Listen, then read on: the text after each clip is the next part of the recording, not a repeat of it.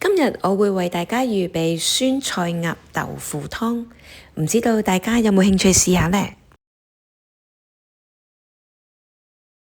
材料就係咁簡單啦。先預備一煲水，將蘿蔔同埋蒜頭煲到軟身之後備用。將酸菜放入鑊爆至金黃色，唔需要加任何油，攞起備用。用返原鑊，將鴨放入去，爆至兩邊金黃色，跟住放入葱同埋葱頭。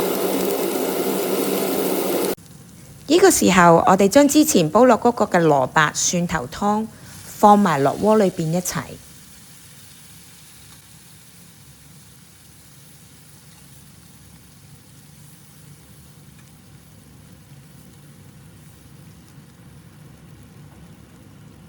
同時間，我哋將豆腐同埋酸菜都放埋落一起，跟住將餘下嘅水呢，我哋浸過面，冚蓋，煲佢15分鐘。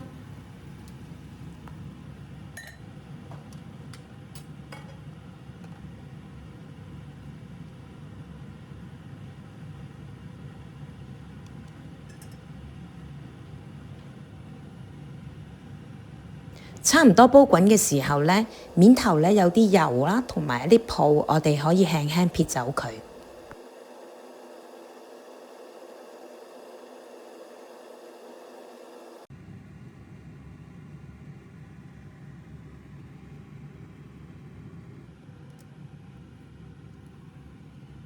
差唔多煲好嘅時候呢，我哋就加入葱段，冚蓋焗佢一陣，咁就完成㗎啦。